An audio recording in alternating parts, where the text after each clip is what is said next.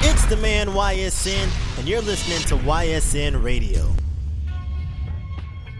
Yes, sir, yes, sir, yes, sir. I know what time it is, man. You're rocking with the man YSN, and you're tuning in to the episode of YSN Radio, coolest podcast in the South, man. We are back in the building for another episode, man, and I have a very special guest on the line with me tonight to bring some extra expertise, man, because I know y'all been seeing everything that's been going on in the news, man. You've heard him on the show before, actually, man, on YSN Radio, entertainment hip-hop show, man. Super good friend of mine, super good friend of the show. I got the one and only Mr. King E on the line, brother. How you doing, man? What's up? I'm doing good, man. Thank you for having me, man. Always good to chop it up with you. No problem at all, man. First and foremost, before we get into the meat and potatoes, congratulations to you, man. Recently got married, expecting a little boy, man. How do you feel? Yes, sir, man. I feel great, man. Keys to life, man. So just excited for this next chapter, man, for sure. Definitely. I appreciate it. No problem at all, man. No problem at all. Best of luck to you and yours, my brother, man. So, boom. It's been a crazy week, man.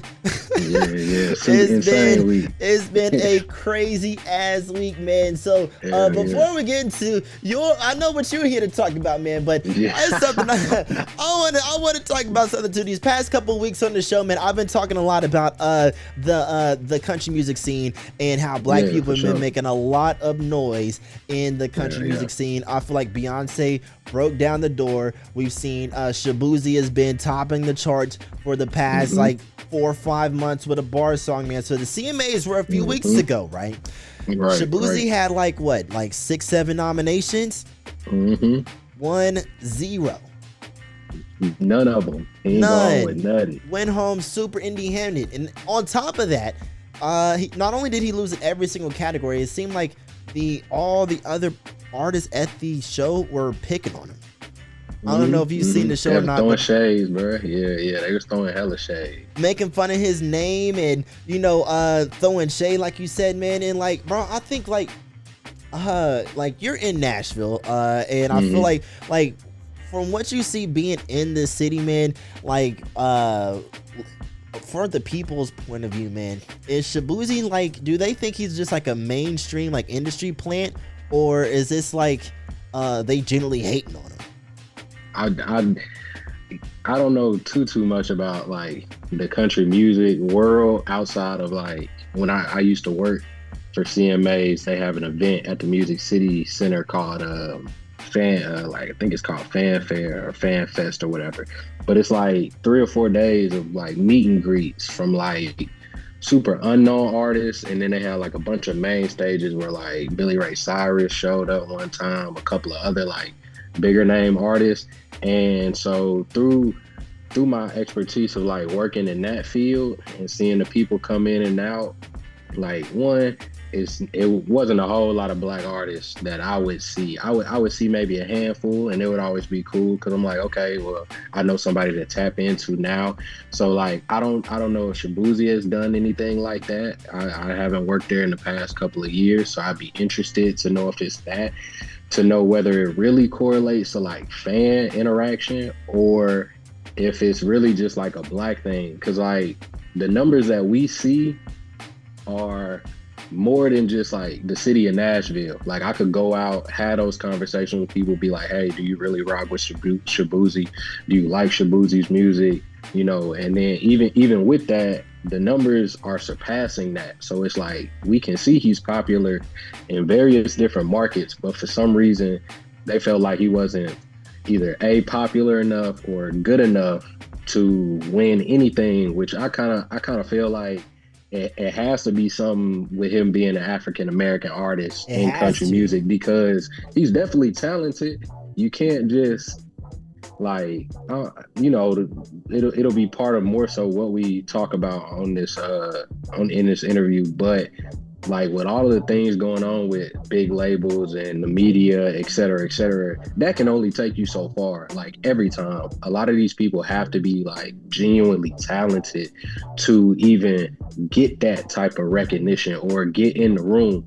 So we not talking about talent, you know what I'm saying? So it's a panel somewhere or a group of people that's making these decisions, and for whatever reason they felt like he wasn't good enough, which like I feel like they would have to come out with a detailed explanation that we would have to take for at face value. But without knowing any of that information, I honestly think it's just because for so long country music has been dominated by white people, and right now you got an African American making relatable music, like he's making traditional country, but he's also throwing aspects of hip hop in there. Like I loved a bar song because growing up in church, when I would get in the car with like my cousins or my aunties and they would play, you know, some of the hip hop radio stations or the pop radio stations, Tipsy was on the radio a lot. It was I remember hearing man. that a lot back in the day.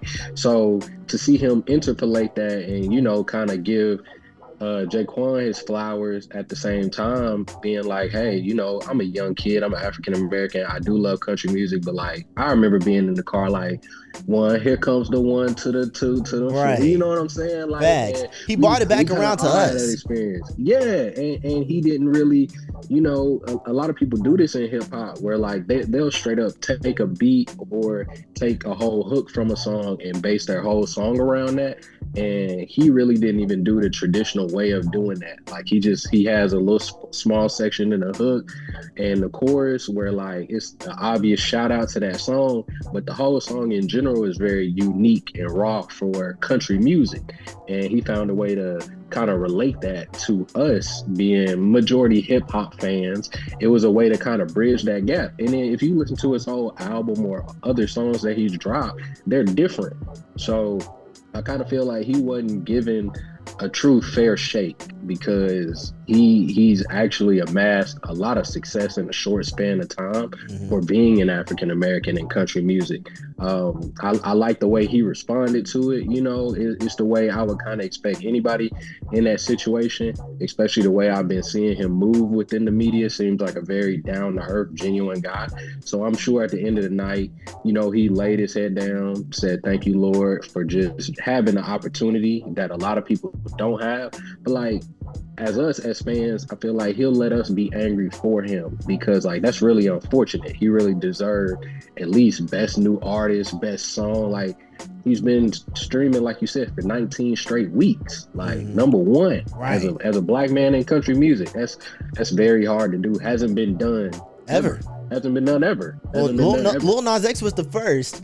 And that was a big stir because, you know, they thought it was just a meme, you feel me? But now it's like a legit country artist. And that was a lot of things what people were saying, you feel me? They, you know, when Beyonce came out with Cowboy Carter, they were saying that she was just wearing a costume and she wasn't in the world of country. She wasn't playing the game. She wasn't, you know, associating herself with the genre. Shaboozey is actually outside in the country world from what I've seen. You know, he's like, like I'm much like you, I'm not very well versed in country, but like now this past year with more people that look like us in the scene, I'm paying a little more attention. Shaboozey's been outside for real, it seems like. So it's like he's actually playing the game. He's in the places he's supposed to be, doing the things he's supposed to do with the people he's supposed to be with.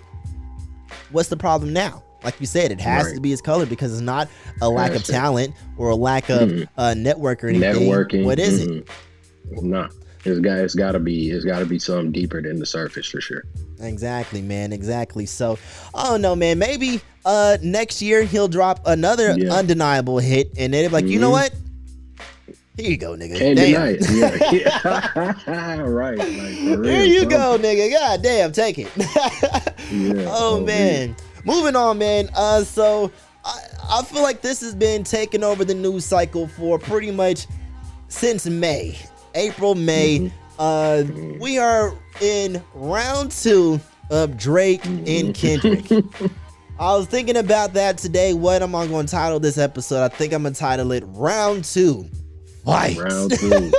Round 2. Because literally, man, so I think I should have saw something coming when last week when the GQ article dropped with Future and Metro Boomin. I don't know how you felt about it, but I feel like they're doing a lot of backtracking in that interview, especially like Metro Boomin when he was saying that, oh, you know, it was a personal issue between he and Drake, and you know, he didn't intend on making 2 albums where everyone was coming on dissing him. Nigga, that's exactly what you did.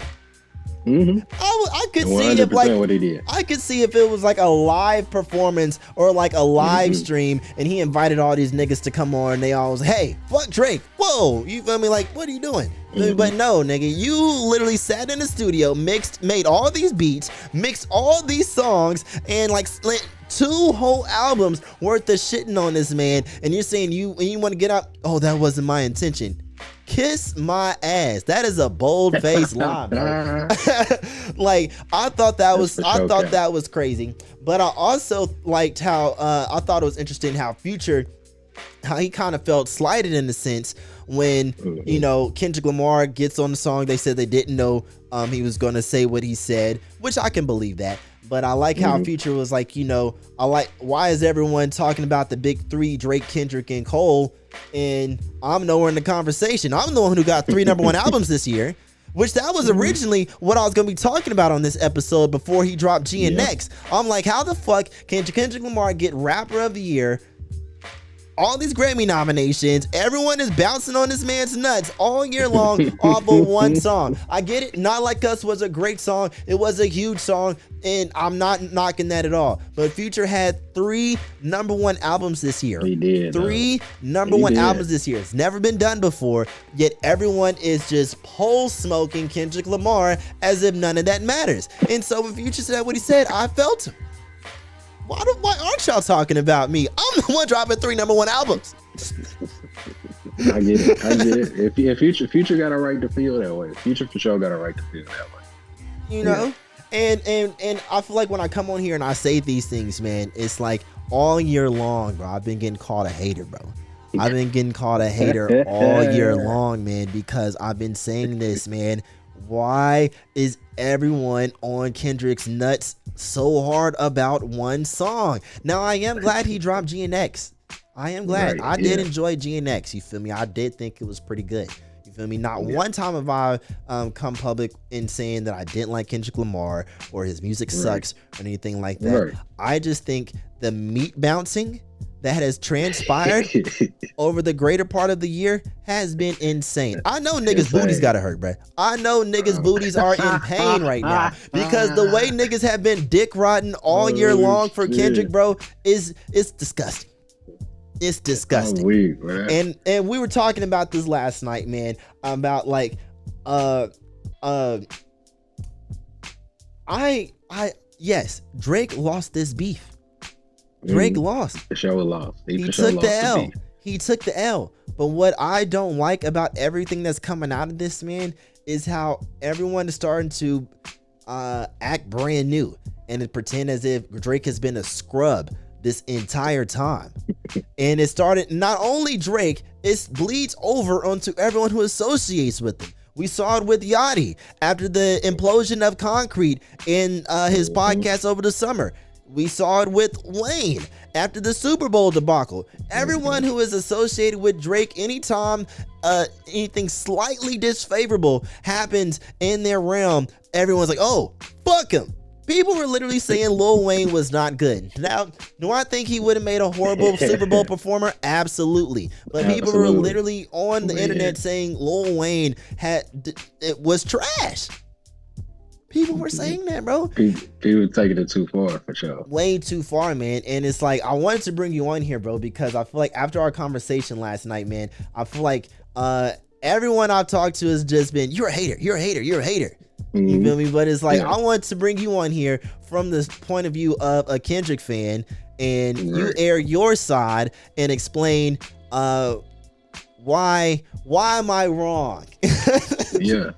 I think the one thing people have to understand about like all of these people involved, including like Metro and Future, it's like until they make the decision to be like, all right, I'm gonna be 100% honest about this said situation. Like Metro could have easily been like, you know, me not liking Drake had to do with blah blah blah, something that's completely unrelated, that's nobody's business.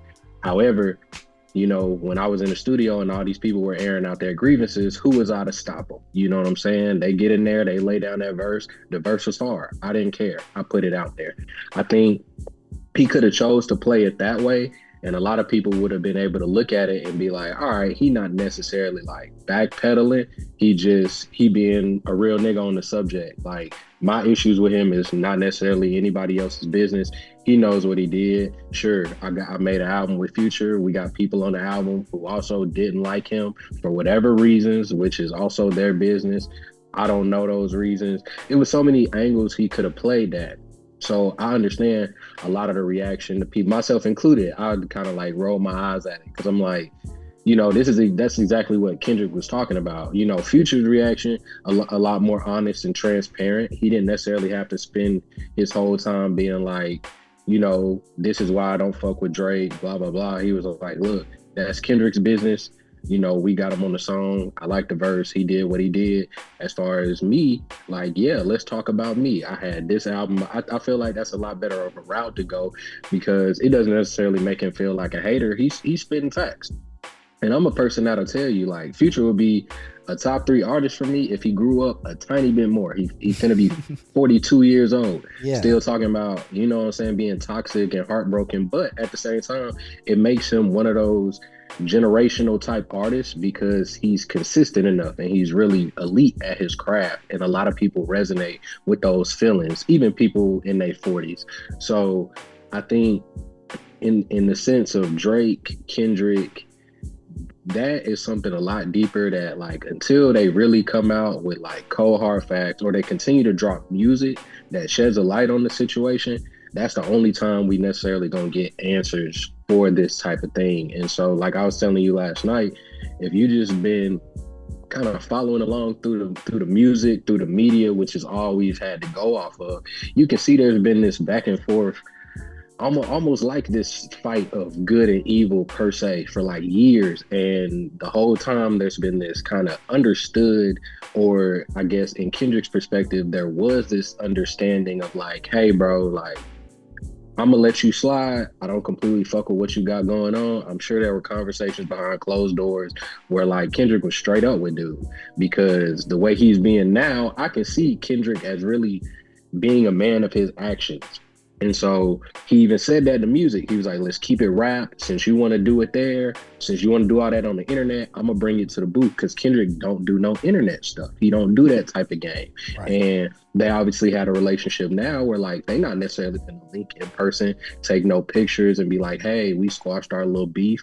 You know what I'm saying? They might that's rap. That whenever they handle that, but it's over with. You know what I'm saying? And I honestly think that comes from Drake being so maybe pompous, arrogant, egotistical, whatever you want to call it, or just like insecure to the point where it's like, I can't handle this answer. Like, why? Like, why don't you accept me? Or like, why won't you do a lot more features for me? Or why you won't go on tour with me again? And all of this type of things.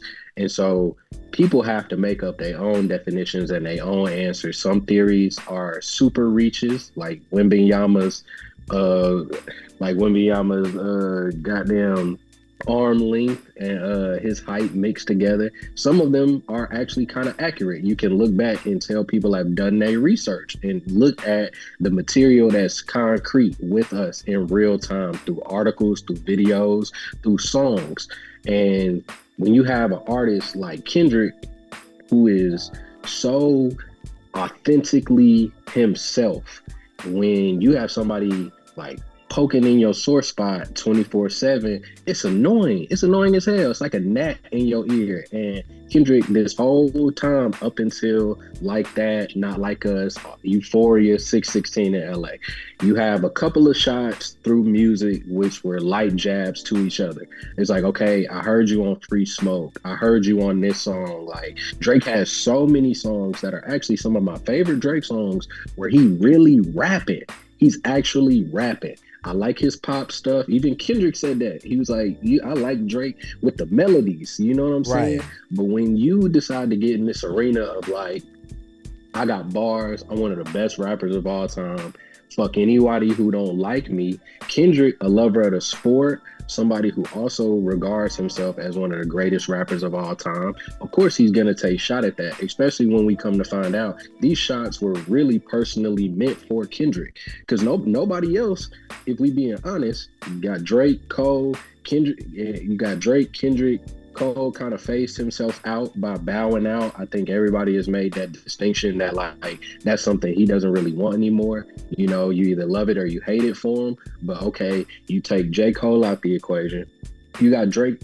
You got Drake and Kendrick. These two people are gonna want to go back and forth the entire time. And if you're not really ready for that, or if you're not mentally prepared for that, like Kendrick said, you need to move out the way.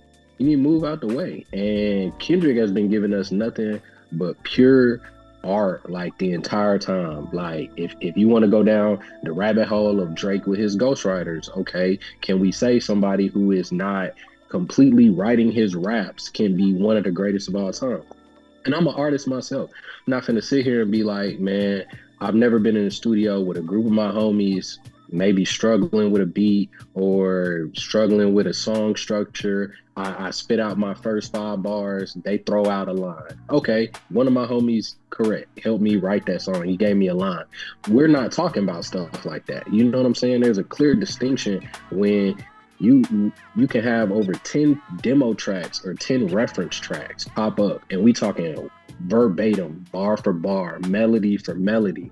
And if that's the case, you are more like a pop artist who sits in these writer camps, who has a team of about 10, 15, 30 people sometimes who are trying to construct a hit for the masses. That's a machine, that's an ideology, that's something you go into the studio knowing, and therefore he spends a lot of time on it. He's perfected his craft at it, obviously. But when we talking about hip hop and rappers, man, it's like Kendrick described on a bunch of his songs, The Heart Part 6. They was in the studio breaking down weed, Jack in the Box, Pepsi's all over the place, like mentally locked in. Like, we have a goal we're trying to reach.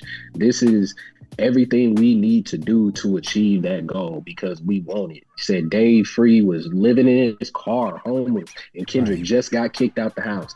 And when you hear a lot of these stories of Drake's upbringing and like a lot of verified facts of people being like, he wasn't really like this. And I'm not taking that away from Drake because I had a pretty privileged upbringing. I wasn't always in the hood. You know, I got my bits and pieces of that. I was exposed to life. So I understood the different perspectives of poverty, and I can relay that through my music from the experience of my cousins, my friends who weren't as fortunate as me.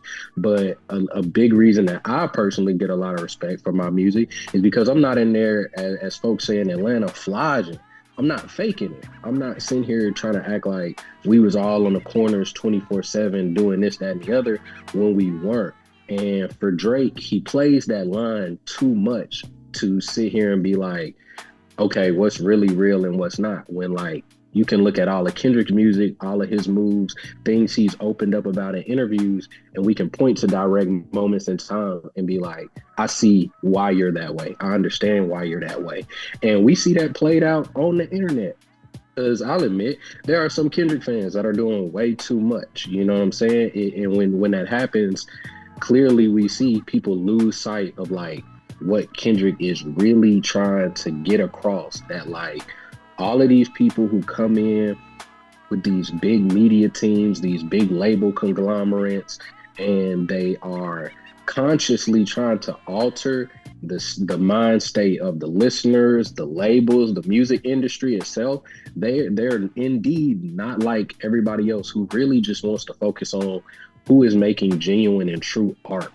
And when people start to make that distinction, it's easy to sit back, listen to both artists and be like, yeah, Kendrick is honestly the more authentic, the more genuine artist in that regard.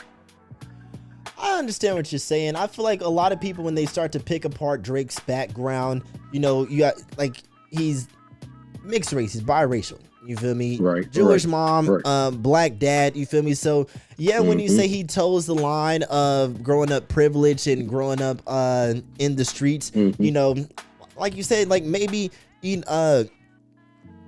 was not in the trenches every single day. But from what I understand, you feel me? Like I've never recalled, like I can't recall a moment where he just outright be like, I'm on the block, you know, spinning ops. You feel me? But like I see Drake is kind of like this guy who from research that I've done and like videos that I've watched, like there was a moment like once he started like going mainstream for real, he got robbed. And after that moment where he got robbed is where he started to kind of start to tap in with the streets a little bit more to keep that from happening, because his profile started to raise more and more. And so I feel like he started to have to associate with certain people to prevent things like that from happening, you know? Right. And so I think with that being tied to people who are from that background, kind of like muddies his story a little bit, because, you know, while he's not saying that like he's on the block, he can make the calls, he has the resources and, you know, the connections to make things happen, you know. So you know, which he's talked about in the music, you feel me? I can't just I can't remember the exact song, but he talks about him, how that moment when he got held up for his watching his chains, he vowed he was never gonna let that happen to him again, you know. But I think when people taking these like morality standpoints, like, oh, he's not like us, and, you know, start to question his blackness and all these like trivial things, and picking apart his character, I think that's like, you're taking away from what it all boils down to, which you said Kendrick took offense to him saying he's the greatest rapper. You know, is at the end of the day, this all comes down to a rap battle. Now, what I think pushed it over the line is the nature of the songs that were put out. You feel me? Now you see like everyone is clowning. Drake is in a position where no matter what he does, he's losing. He's going to lose. You feel me? He's losing. Filing the lawsuit against UMG, although it's not against Kendrick Lamar like everyone is making it seem, you feel me? Filing the lawsuit against UMG was a very bold move, especially in the realm of a rap beef. But I can also like feel for him, because think about it, man. If someone came out with the song, a 5-minute song calling you King E a pedophile, and had the entire world, all the clubs blasting it over and over and over, niggas dancing to it, goes into a live concert on Amazon Prime, and have basketball players, rappers, singers, Bloods, Crips, clowns on stage singing and dancing to a song calling you King E a pedophile. A 69 guy. A freaky ass nigga. You're telling me you're just gonna sit there and be like, oh well, you know, you won. Hey man, all is fair in rap battle. No. I'm denying that day one. That's the thing that, and of course, like even with those allegations, like I even had to take a moment and pause, because while I've seen the questionable things Drake has done with like the type of women he likes to engage with, which is all that those allegations are centered around, plus like the whole if he has another baby or not, that's for sure where I had to take a pause. I had to really like kind of think consciously before I started speaking on all those type of things, because, you know, until that stuff is verified, it does leave kind of a dark cloud over the 3 songs like Kendrick has mainly talked about now, and that's even with me sitting here being like, Kendrick is so authentic, he usually, you know, he only talks about what he knows about, etc., which is why 55% of me believes it, but then there's the other, you know, 40 rest of the percentage where I have to sit back and wait until we find out something that's true. That being said, looking at how Drake reacted to that, and granted, like you said too, he doomed if he does, doomed if he don't, when you have such a large portion of people who obviously don't like Drake mixed in with the Kendrick Lamar fans who are just gonna be like, oh, that shit's so hard. Like, so when we peel the layers back, in his responses, he's got like some of the most questionable bars like I've ever heard. Like, I don't know how you predict no Epstein angle when it was further proven that like you had no information, you were paying to get information on Kendrick. So I don't know how you could predict an Epstein angle unless you already subconsciously know you done something, or you've been seen in a light that's not too positive, and that could get you caught up in it, which is already kind of an issue in itself. And granted, we can push that to the side as, oh, he grew up, people kind of change. But like being like, I would never look at no teenage girl once, and we got a video of him on stage fondling a 17-year-old girl when like he could have asked her what her age was, or made sure the people whose job it was to get a girl from the crowd for that specific segment of his concert. Hey, make sure that girl is 21 or legal age. Cool. 17-year-old girl makes it on stage. You know, I'm so sorry, young lady. You're a little too young. Thank you for coming out. Give her a nice little side hug. You know what I'm saying? And move on from that. But, you know, calling her thick, looking at her body. And, you know, he was 23, 24 years old at the time. You know what I'm saying? It's kind of things you don't necessarily do, which I think Kendrick was referencing and talking to. But even with none of that, I feel like, and we are different people, but me for sure, I would have immediately got on the internet. That's completely false. Like, that is not true. Fuck all this rap battle beef. Like, that's something we're not about to do, especially as a father. Like, Drake is a father. Whether Pusha T pushed him into being an active father on the internet, where he posting Adonis got features in his own song. You know what I'm saying? All that cute little stuff that, like, I would like to do with my son as a rapper. You know what I mean? When you start to really look at those things, it's a little bit different, because like that's something you should kind of immediately admonish and be like, hey, like, sure, I'm gonna drop a song, you gonna get my response, but this is something I'm finna nip in the bud right now. Like, behind the veil of me going into the booth, 40 dropping that hot shit, me giving my fans exactly what they want from me, right now, this second, I'm finna let the entire world know I am not no pedophile. I've never had no, you know what I'm saying? And I felt like that was like some common sense shit almost. Like, I can't completely judge him for how he moved, because obviously he went the litigation route, but we talking months later. I mean, but you gotta think about it though, man. Like, if I was watching videos like detailing the lawsuit, and a lot of it really is just accusing UMG of just using payola, bots, and all these nefarious methods to make the song bigger than it really should have been. You know, not saying that it should have been, but you know, made it as big as it was. Made it huge, you know, which is like not outside the realm of possibility. You feel me? People are thinking now, they're, you know, a lot of people think, oh, because Drake is suing, accusing them of bots. You feel me? People are acting like no one has ever used bots or fake streams. You feel me? All these mainstream rappers, bro, use bundles, fake streams, bots. This is not outside the realm of possibility. I think the thing that irritates me with that though is, like, time after time, Kendrick has shown that he really don't care about none of that. He's never shown that he would do that. And granted, you know, if it came out tomorrow that Kendrick his whole career was doing that, I would have to eat crow and admit that, okay, I was wrong. Like, Kendrick was completely biased to that. You know, he's no different from anybody else. Until that happens though, I have to go off history. And what Kendrick built was an extreme community, just like Drake fans. They might not be as vocal, they might not be as like pushy when it comes to like pushing all the music out, and like, you know, Ariana Grande, Justin Bieber, a lot of these artists had incidents where people caught them doing that, where it was like you're bundling all your music together. Or even Drake, bro, Scorpion went platinum that first week, mainly because all the streams from God's Plan counted.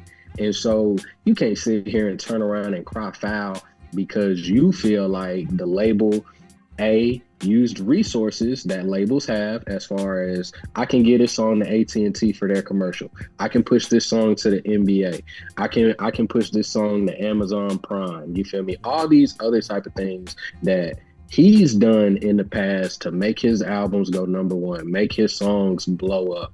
And then because Kendrick is doing it, somebody who has constantly told us, I like being in the house, I like dropping my music, taking care of my family, I don't like going outside. All of that also encompasses I don't like necessarily playing the media games. I'm not really necessarily pushing for number ones. And I don't think Kendrick is still doing that. But the thing that gets it is he's exuding so much confidence now and so much like so much more personality that we are doing that for him. We're pushing it and being like, nah, you know what?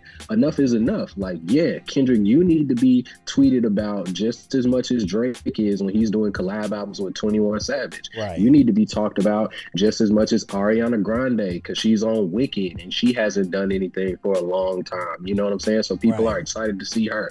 He has just as big of a name as Drake. People like to act like that's some thing that you can't speak on because Drake has been so powerful and so dominant for so long. Like the 90s Lakers, you feel me? The 90s Bulls, the 2000s Lakers, the Golden State Warriors in their run. Drake has really had those types of runs because he's constantly put himself in our faces. I seen a thing under one of the tweets talking about his lawsuit where people were complaining to Spotify so much it became a news article where some people's feeds was like 7-8 playlists of all Drake, Rap Caviar, Mood Music, all Drake. You know what I'm saying? And people were canceling their subscriptions and getting refunds from Spotify because this was a serious issue. And with an artist like Drake, you're not gonna sit here and tell me you ain't had no hand in that, or that UMG didn't have a type of agreement with Spotify that maybe, okay, we're gonna promote Drake. We see them do it all the time. And it's the modern hip hop world, because if you have a lot of money, you can market yourself. You're not gonna get mad at no artist for marketing when all you do is market. You become so much of a brand yourself as a market. And you're not wrong, man. You're not wrong. You feel me? We only got a minute and a half left on the call, man. But I feel like at this point, you feel me?